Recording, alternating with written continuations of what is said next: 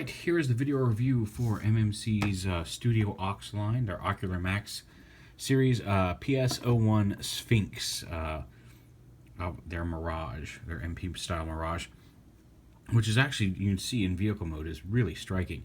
He comes in just a Perfection Series box. The first run box will look like this, all solid. Later on, there'll be a release apparently with a window box that homages the old Diaclone packaging, from what I was told at TFCon. Now, he does have one thing that'll be different in package. When he comes in package, he comes with this head plate, which goes right here. It's the back of his robot mode head that has the sponsor logos on it. They give you a second one, so he has the clean head in robot mode, so he doesn't have these giant logos on the back of his head. And it's very difficult to pull off and on, so I went ahead and left the clean head one on, but you can swap these out. Here. He also comes with an extra smiling face, if you want to put that on there, a gun, his shoulder launcher, the instruction booklet, and a little bio card. Here like that. An instruction booklet is actually pretty nice. I like the pictures in it, very detailed on how everything works. The first run also comes with this little bonus pack, which we'll get to in, it's inside the box, and we'll get to that in just a moment. Once we get him to robot mode. Now, his vehicle mode is really nice. He's got rubber tires here, and I mean, he actually rolls pretty well. The one minor issue I have with vehicle mode is the way these tires fold up for robot mode. Is if you put too much pressure on here, thankfully it's not enough to really mess them up, but it will kind of push the tires up so they don't make contact. As long as you're not pushing down really hard on the car, it shouldn't be an issue. But you can knock those tires out of alignment by pushing down on them. Now, he does actually have the holographic driver fella. The holographic driver, you can kind of grab the steering wheel and he just kind of clips into place there. It's just a little translucent blue piece of plastic, and it's actually 4 pieces. It's the body. He's kind of stunted when you actually pull him out, but it's just the chest piece, the 2 arms, and the helmet are separate pieces. But yeah, it's just a little guy that plugs in there. You can pop him out, and it still looks like you can see the straps and everything in there. It's a fairly nice little driver's area in the vehicle mode itself. Again, this was given to me by MMC at TFCon, just for full disclosure. Because like I said, just trying to get that out there so more people have an idea of what is actually what I get versus what I pay for. So you can take that into account during my review while I'm doing it. So now, to transform him, you want to start back here, like lift up these, kind of pull the sides out here a little bit, and then these front vent plates here actually lift up over the arm. Actually, untab this arm. Oh, there you go. This arm untabs from right here, and then that vent plate cover comes with it. And it can be a little tricky to get these around and out without popping them loose. You kind of got to get up here, and there we go. Push that up, and then you can fold these out. These are going to fold down and around, but we'll just get them out of the way for the time being. The legs do extend down. Might help if I split them first. Yeah, you can see that one's already coming down. Split the spoiler in half here. Should come unpegged like that. You can slide the leg pieces down in the back here.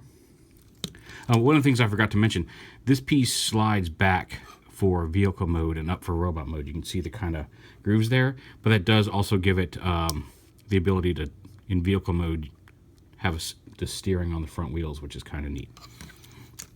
So bring the legs down. The wheels fold, the spoilers fold up to form the front of his feet, and then the wheel folds down like this, and then up like that. And it should fold all the way down into here, like that. And then this piece forms the heel of the foot.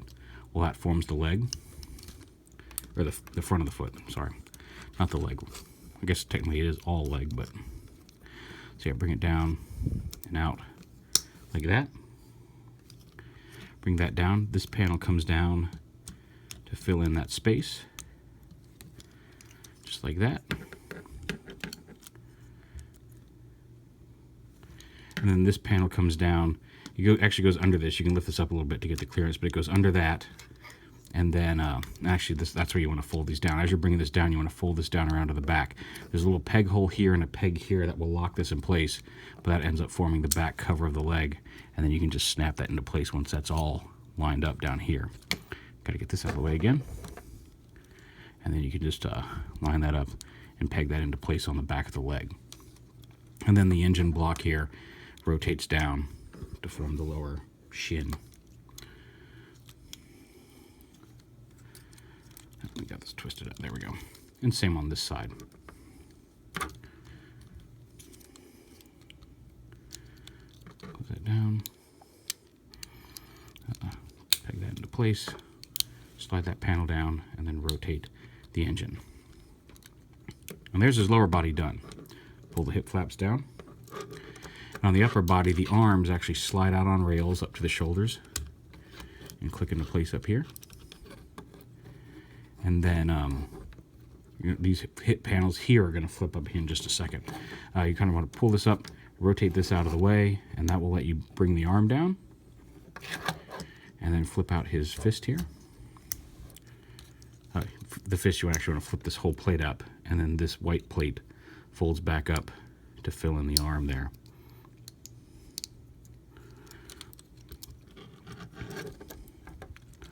Again, rotate this piece out of the way, rotate the arm down, and then you can rotate this back down into place. Just like that. Arms come out, rotate this around to the front here, and pull this whole assembly, extend that out to give him the elbows, and then rotate his fist around. Oh no, his fist was, okay, I'm facing the wrong direction here. Everything was right. It was in the right direction the first time. I was working with the front of the legs. I haven't flipped the waist yet. Slip that around, rotate them at the waist.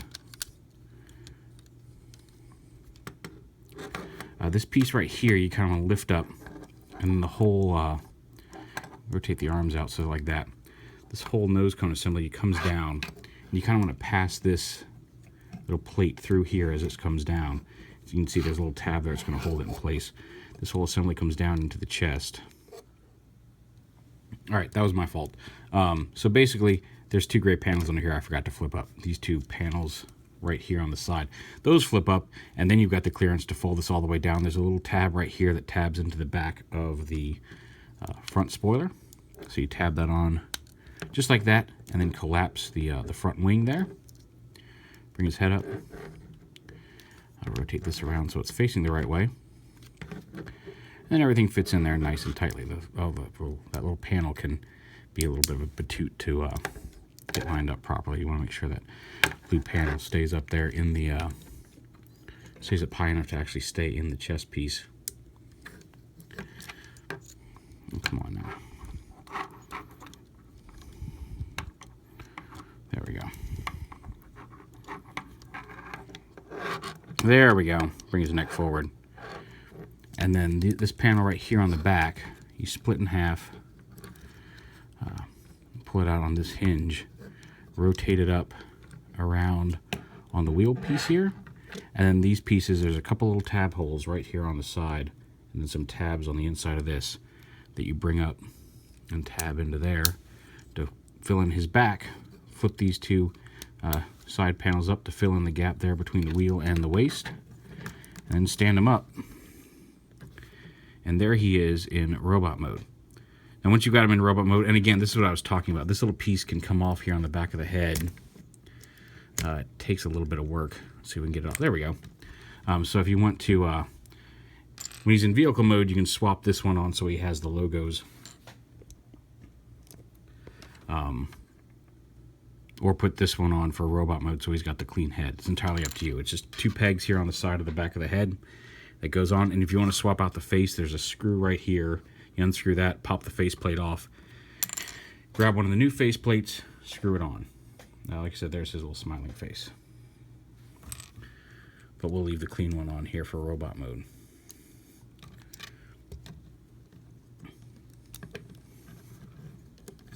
does have ankle tilt due to the way this whole, even this all assembly, even when it's all hooked together, still has ankle tilt on it. It's got a separate hinge up here, which is really nice for putting him in different stances. And we'll get to the full articulation here in a minute. His little missile launcher here has a little fold down clip right there, and that clips onto this strut right here on the side of his head. So you can just put this on, just clip that all the way down, and now he's got his missile launcher. If you want to, you don't have to clip it all the way down, and you can angle it up a little bit. It does, just because of the clearance issues, it does tend to sit straight forward when clipped all the way down securely, and you can pick him up by it. It's actually a pretty secure connection. Then he's got his pistol, which he can hold in his hand, or rifle, depending on which stuff. He's got a little groove in his hand. Pretty standard. His thumb is individually posable as well. You don't want to get it quite that far back when you're putting the gun in. But, yeah, he's got the usual method of tabbing the gun into the wrist, or to the palm, I guess. We can get it in there, and then wrapping the fingers around it, and he's got his gun.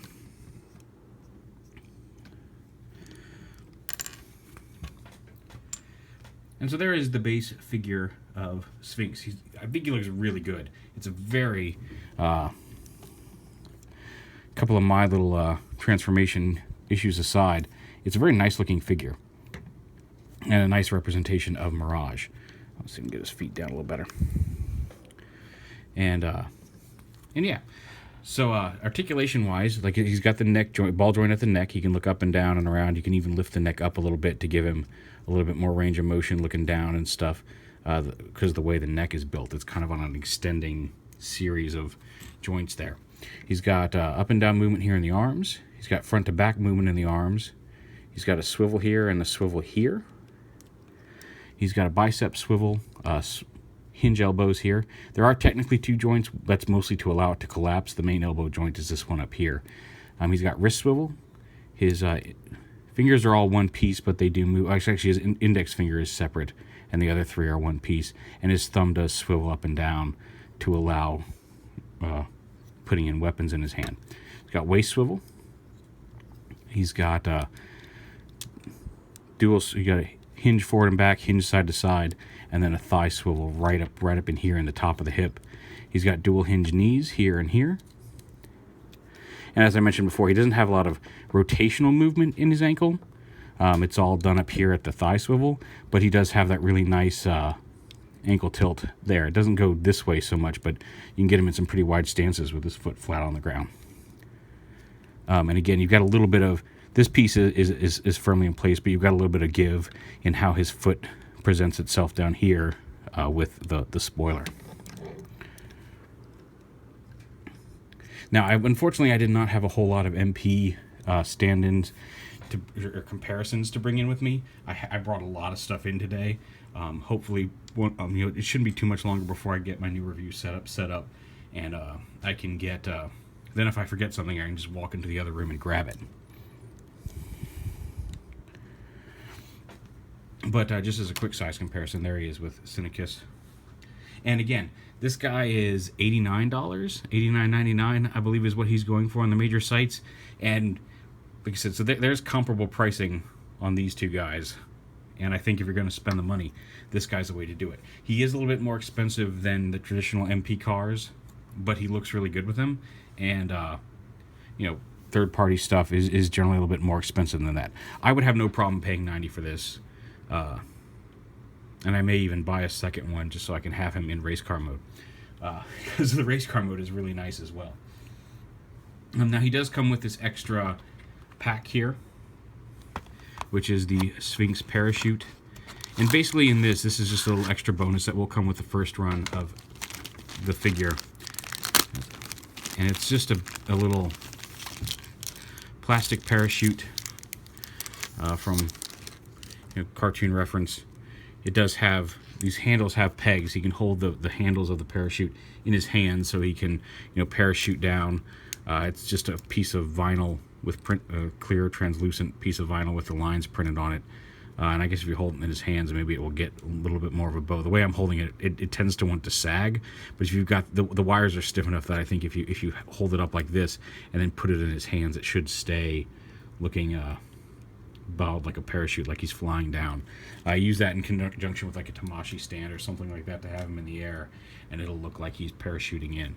Also in that extra pack is what is supposed to be like his, it was told to me that this was his cartoon accurate face. And the only really thing that I noticed differently than this from the main face is that right here in the middle of his crest, I don't know how well it's going to show up, there's a smaller crest right here on the front of his square plate that is not present on the other one.